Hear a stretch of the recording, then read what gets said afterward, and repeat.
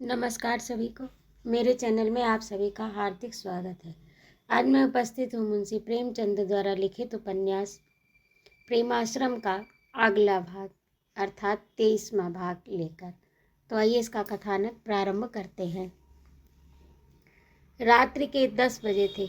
ज्वाला सिंह तो भोजन करके प्रभा शंकर के दीवान खाने में ही लेटे, लेकिन प्रेम शंकर को मच्छरों ने इतना तंग किया कि नींद न आई।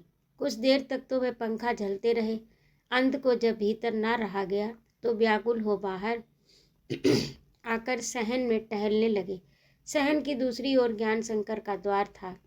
चारों ओर सन्नाटा छाया हुआ था। नीरवता ने प्रेम शंकर की विचार ध्वनि को गुंजित कर दिया। सोचने लगे, मेरा जीवन कितना विचित्र है। श्रद्धा जैसी देवी को पाकर भी मैं दाम्पत्य सुख से वंचित।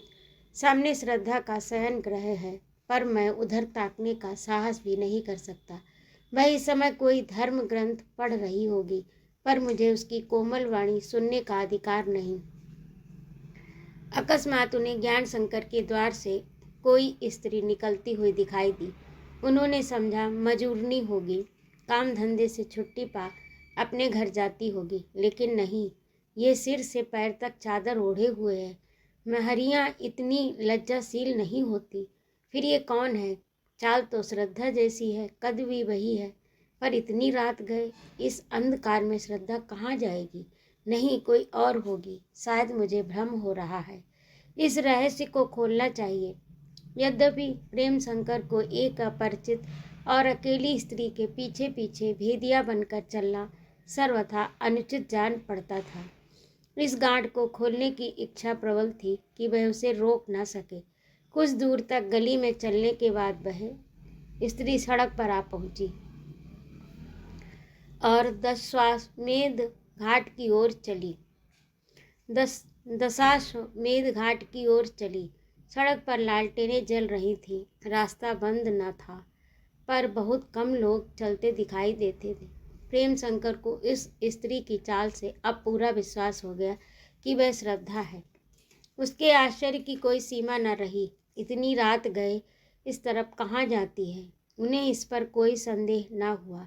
वे उसके पातिव्रत धर्म को अखंड और अविचल समझते थे, पर इस विश्वास ने उनकी प्रश्नात्मक शंका को और भी उत्तेजित कर दिया।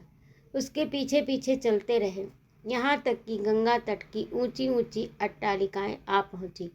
गली में अंधेरा था, पर कहीं कहीं खिड़कियों से प्रकाश ज्योति आ रही थी, मानो कोई सोता हुआ आदमी स्वप्न देख रहा हो।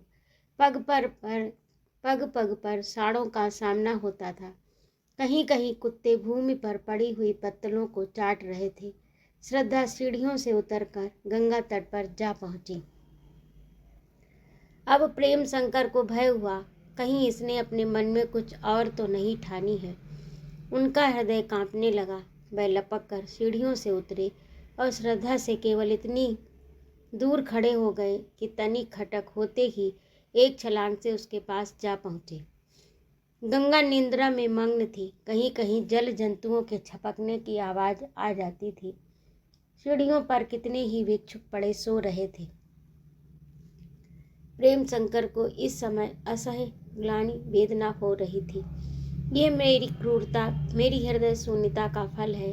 मैंने अपने सिद्धांत, प्रेम और आत्मगौरव के घमंड में इसके विचारों की अवहेलना की, इसके मनोभावों को पैरों से कुचला, इसकी धर्मनिष्ठा को तुच्छ समझा।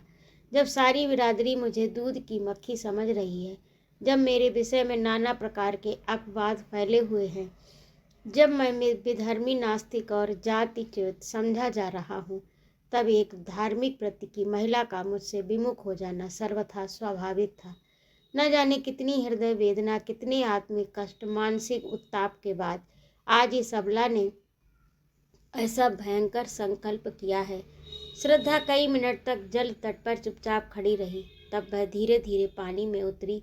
प्रेम शंकर ने देखा अब विलंब करने का अवसर नहीं। उन्होंने एक छलांग मारी और अंतिम सीढ़ी पर खड़े हो श्रद्धा को जोर से पकड़ लिया। श्रद्धा चौंक पड़ी, सशंक होकर बोली, कौन है? दूर हट। प्रेम शंकर ने सदोष नेत्रों से देखकर कहा, मैं हूँ अभागा प्रेम शंकर। श्रद्धा ने पति की ओर ध्यान से देखा, भयभीत होकर बोली, आप यहाँ?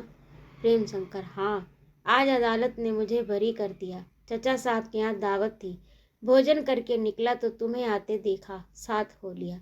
अब ईश्वर के लिए पानी से निकलो, मुझ पर दया करो। श्रद्धा पानी से निकलकर जीने पे आई और कर जोड़कर गंगा को देखती हुई बोली, माता, तुमने मेरी विनती सुन ली। किस मुँह से तुम्हारा यश गाऊं? इस अभागिन को तुमने तार दिया। प्रेम, तुम अंधेरे में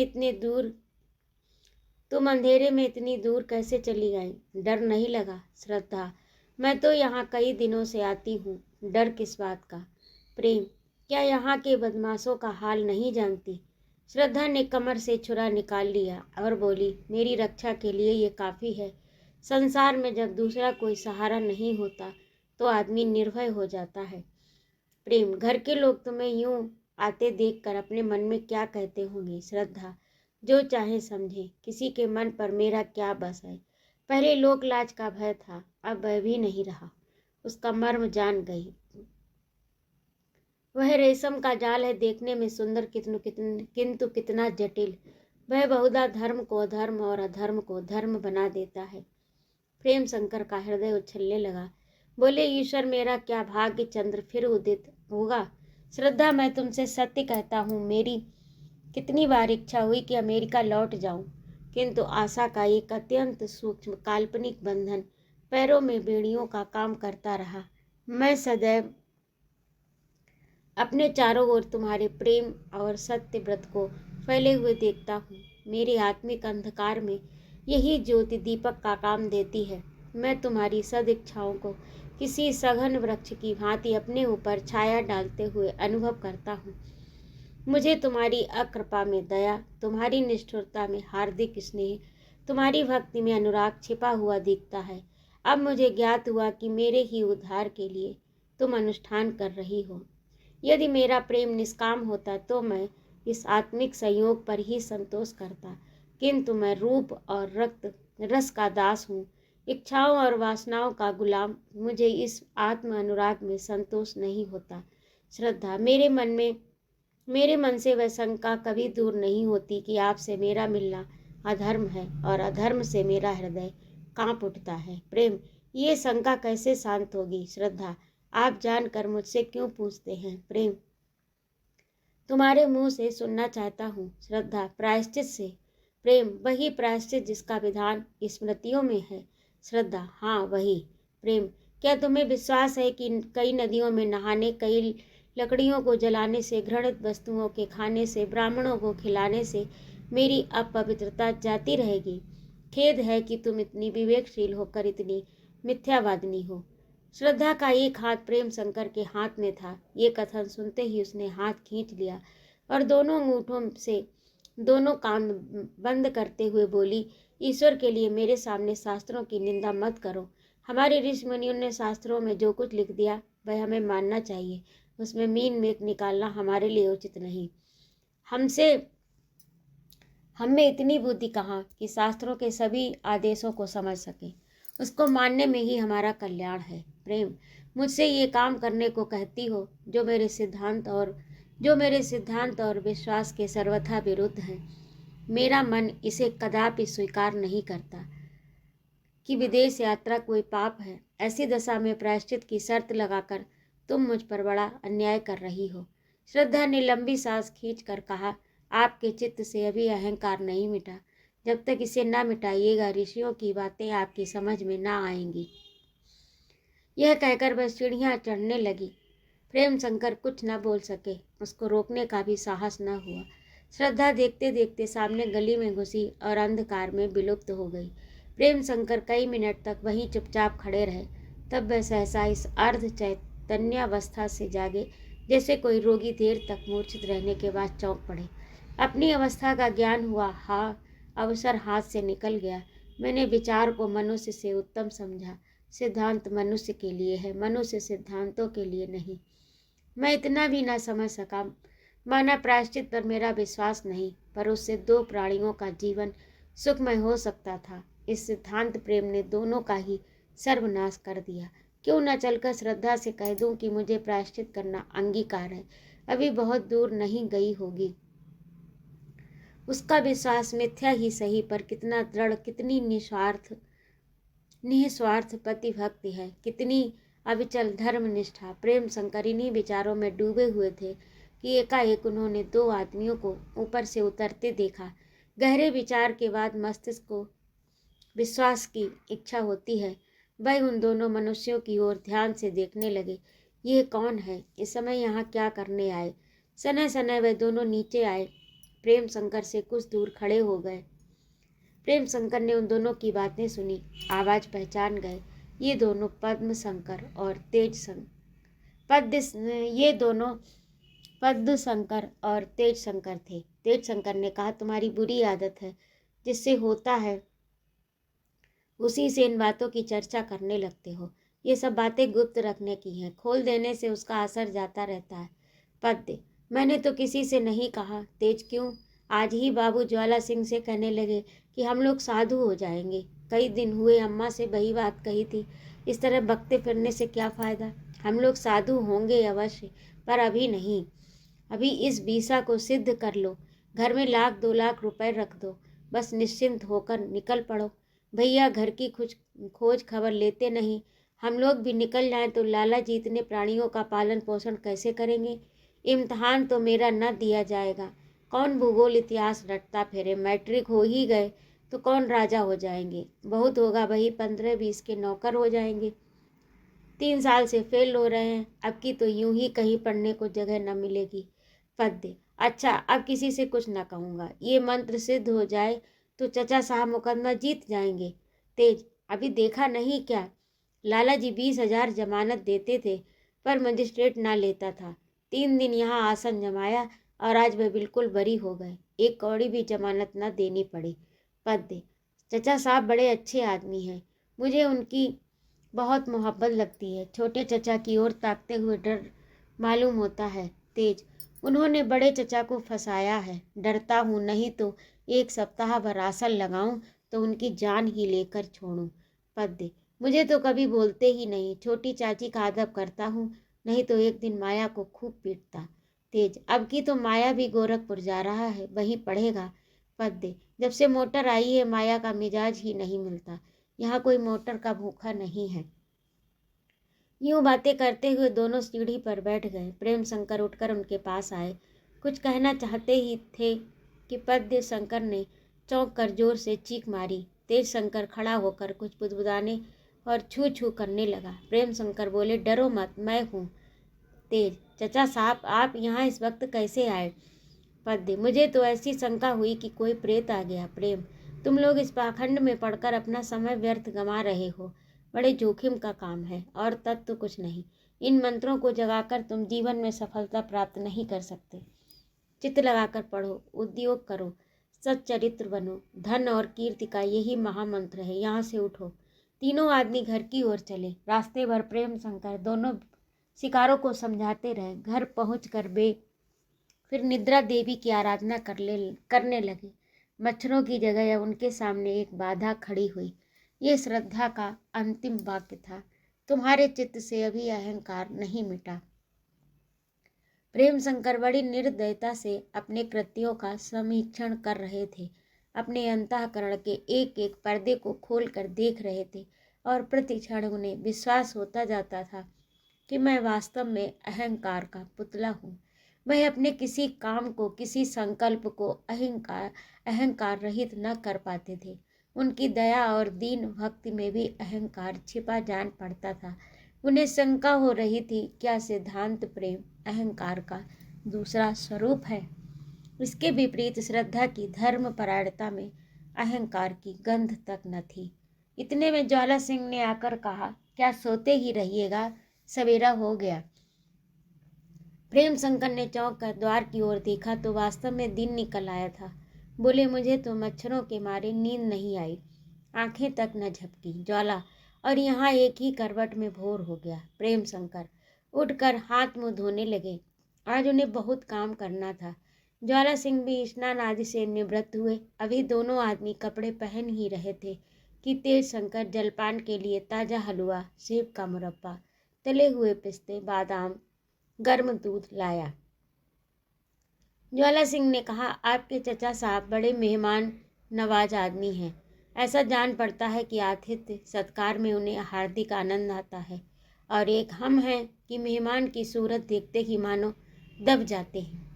उनका जो कुछ सत्कार करते हैं वह प्रथा पालन के लिए, मन से यही चाहते हैं कि किसी तरह ये व्याधि टले।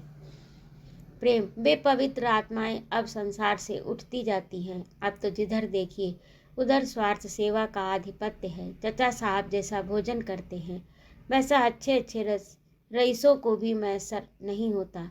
वह स्वयं पाक शास्त्र में निपुण है, लेकिन खाने का इतना शौक नहीं जितना खिलाने का। मेरा तो जी चाहता है कि अवकाश मिले तो ये विद्या उनसे सीखूं। दोनों मित्रों ने जलपान किया। लाला प्रभाशंकर से विदा होकर घर से निकले। ज्वाला सिंह ने कहा, कोई वकील ठीक करना चाहिए प्रेम। हाँ, यही सबसे जरूरी काम है। देखे कोई महाशय मिलते हैं या नहीं। चचा साहब को लोगों ने साफ जवाब दे दिया, ज्वाला डॉक्टर इरफान अली से मेरा खूब परिचय है, आइए पहले वहीं चलें। प्रेम, यह तो शायद ही राजी हूँ। ज्ञान शंकर से उनकी बातचीत पहले हो ही चुकी है। ज्वाला, अभी वकालतनामा तो दाखिल नहीं हुआ। ज्ञान शंकर ऐसे नादान नहीं हैं कि खाम खा हजारों रुपयों का खर्च उठाएं। उनकी जो इच्छा थी वह पुलिस के हाथों पूरी हुई जाती है। सारा लखनपुर चक्कर में फंस गया, अब उन्हें वकील रखकर क्या करना है। डॉक्टर महोदय अपने बाग में टहल रहे थे। दोनों सज्जनों को देखते ही बढ़कर हाथ मिलाया और बंगले में ले गए। डॉक्टर ज्वाला सिंह से, आपसे तो एक मुद्दत के बाद मुलाकात हुई। आजकल तो आप हरदोई में हैं ना। आपके बयान ने तो पुलिस वालों की बोलती भी बंद कर दी, मगर याद रखिए इसका परिणाम आपको उठाना पड़ेगा। ज्वाला, उसकी नौबत ही ना आएगी। इन दोरंगी चालों से नफरत हो गई। इस्तीफा देने का फैसला कर चुका हूँ। डॉक्टर, हालत ही ऐसी है कि खुददार आदमी उसे गवारा नहीं कर सकता। बस यहाँ उन लोगों की चांदी है जिनके कॉन्सस मुर्दा हो गए हैं। मेरे पेशे को लीजिए, कहा जाता है ये आज़ाद पेशा है, लेकिन लाला प्रभाशंकर को सारे शहर में प्रेम शंकर की तरफ देखकर आपकी पैरवी करने के लिए कोई वकील न मिला। मालूम नहीं वह मेरे यहाँ तशरीफ क्यों नहीं लाए। ज्वाला, उस गलती की तलाफी प्रायश्चित करने के लिए हम लोग हाजिर हुए हैं। गरीब किसानों पर आपको रहम करना पड़ेगा। डॉक्टर, मैं इस खिदमत के लिए हाजिर हूँ। पुलिस से मेरी दुश्मनी है, ऐसे मुकदमों की तलाश मुझे रहती है। बस यही मेरा आखिरी मुकदमा होगा। मुझे भी वकालत से नफरत हो गई। मैंने यूनिवर्सिटी में दरखास्त दी है, मंजूर हो गई तो बोरिया बंधना समेट कर उधर की राह लूँगा। डॉक्टर इरफान अली की बातों से प्रभाशंकर को बड़ी तस्कीन हुई। मेहनताने के संबंध में उनसे कुछ रियायत चाहते थे, लेकिन संकोच बस कुछ न कह सकते थे। इतने में हमारे पूर्व परिचित सैयद इजाज हुसैन ने कमरे में प्रवेश किया और ज्वाला सिंह को देखते ही सलाम करके उनके सामने खड़े हो गए। उनके साथ एक हिंदू युवक भी था जो चाल ढाल से धनाढ्य जान पड़ता था। ज्वाला सिंह बोले, आइए आइए, मिजाज तो अच्छा है। आजकल किसकी पेशी में है? इजाज, जब से हुजूर तशरीफ ले गए मैंने भी नौकरी को सलाम किया। जिंदगी सिकम परवरी में गुजर जाती है। इरादा हुआ कुछ दिन कौम की खिदमत करूं। इसी गरज से अंजुमन इत्तेहाद खोल रखी है। उसका मकसद हिंदू मुसलमानों में मेल जोल पैदा करना है। मैं इसे कौम का सबसे अहम महत्वपूर्ण मसला समझता हूँ। दोनों साहब अगर अंजुमन को अपने कदमों से मुमताज फरमाएं तो मेरी खुशनसीबी ही है। ज्वाला, आप वाकई कौम की सच्ची खिदमत कर रहे हैं। इजाज़, शुक्र है जनाब की जबान से ये कलाम निकला। यहाँ मुझे मियाँ इत्तेहाद कहकर मेरा मजाक उड़ाया जाता है, अंजुमन पर आवाज़ें कसी जाती हैं, मुझे खुद मतलब और खुद गर्ज कहा जाता है। ये सब जिल्लत उठाता हूँ। दोनों कौमों के वाहमी निफाक को देखता हूँ तो जिगर के टुकड़े हो जाते हैं। वह मोहब्बत और इखलास जिस पर कौम की हस्ती कायम है रोज़ बरोज़ गायब होता जाता है। अगर एक हिंदू इस्लाम पर यकीन लाता तो शोर मच जाता कि हिंदू कौम तबाह हुई जाती है। अगर एक हिंदू कोई ऊंचा ओहदा पा जाता तो मुसलमान में हाय हाय की सदा उठने लगती। कोई कहता इस्लाम गारत हुआ, कोई कहता है इस्लाम की किश्ती भंवर में पड़ी। लाहौल बिला कुव्वत मजहब रूहाना तस्कीन और नजात का जरिया है, ना कि दुनिया के कमाने का ढकोसला। इस बहामी कुदरत को हमारे मुल्ला और पंडित और भी भड़काते हैं। मेरी आवाज़ नकारने में तूती की सदा है, पर कौमी दर्द कौमी गैरत चुप नहीं बैठने देती। गला फाड़ फाड़ कर चिल्लाता हूँ, कोई सुने ना सुने। अंजुमन में इस वक्त 100 मेंबर हैं, कोई 70 हिंदू साहिबान हैं और 30 मुसलमान। उनके इंतजाम से एक कुतुब खाना मदरसा चलता है। अंजुमन का इरादा है कि एक इत्तेहादी इबादत गाह बनाया जाए, जिसके एक जानिब शिवाला हो और दूसरे जानिब मस्जिद। एक यतीम खाने की बुनियाद डाल दी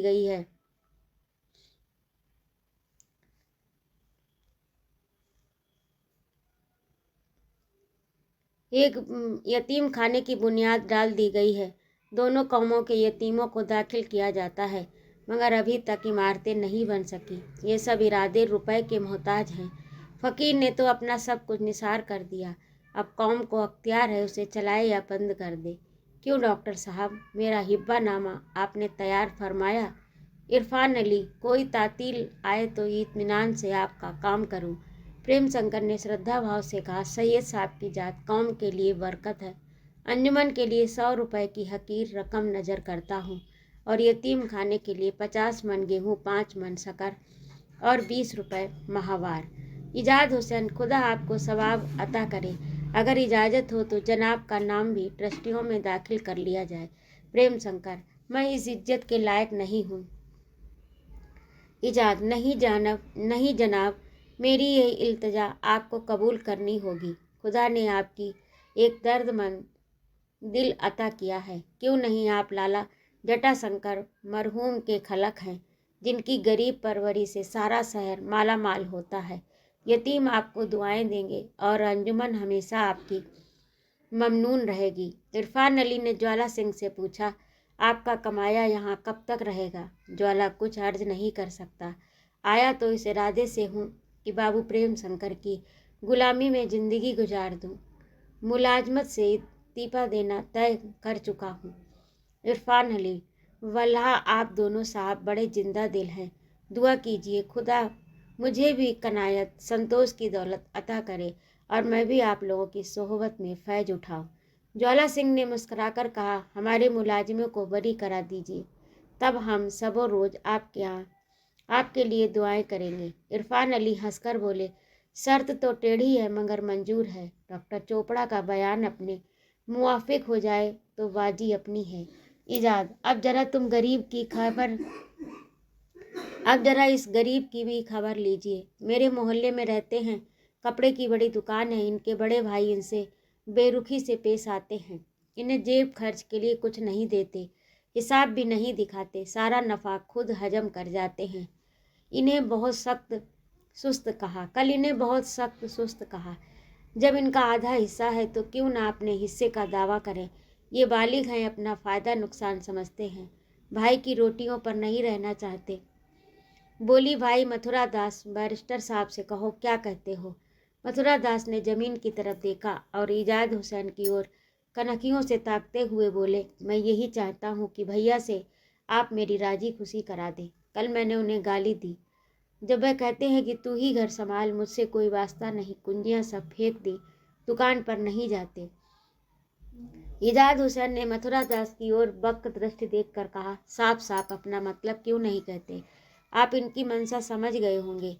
अभी न तजुर्बेकार आदमी बातचीत करने की तमीज़ नहीं, जभी तो रोज़ धक्के खाते हैं। इनकी मंशा है कि आप दावा दायर करें, लेकिन ये मामले को तूल नहीं देना चाहते, सिर्फ अलदहा होना चाहते हैं, सिर्फ अलहदा होना चाहते हैं। क्यों, ठीक है ना?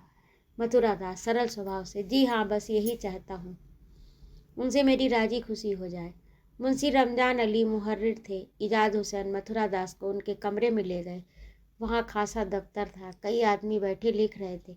रमजान अली ने पूछा, कितने का दावा होगा? इजाद, यही कोई 1 लाख का। रमजान अली ने वकालतनामा लिखा कोर्ट फीस, तलवाना, मेहनताना, नजराना आदि वसूल किए, जो मथुरा दास ने इजाद हुसैन की ओर अविश्वास की दृष्टि से देखते हुए दिए। जैसे कोई किसान पछता पछता कर दक्षिणा के पैसे निकालता है। और जब दोनों सज्जनों ने घर की तब दोनों सज्जनों ने घर की राह ली। रास्ते में मथुरा दास ने कहा, आपने जबरदस्ती मुझे भैया से लड़ा दिया। सैकड़ों रुपए की चपत पड़ गई और अभी कोर्ट फीस बाकी है। इजाद हुसैन बोले, एहसान तो न मानोगे कि भाई की गुलामी से आज़ाद होने का इंतजाम कर दिया। आधी दुकान के मालिक बनकर बैठोगे, उल्टे और शिकायत करते हो। तो ये था आज का भाग। आपको कैसा लगा कमेंट करके अवश्य बताइएगा। यदि आपको मेरा कहानी सुनाना अच्छा लगता हो तो कृपया मेरे चैनल को सब्सक्राइब करें, लाइक और कमेंट करें। सुनने के लिए बहुत बहुत धन्यवाद। जय माँ भारती।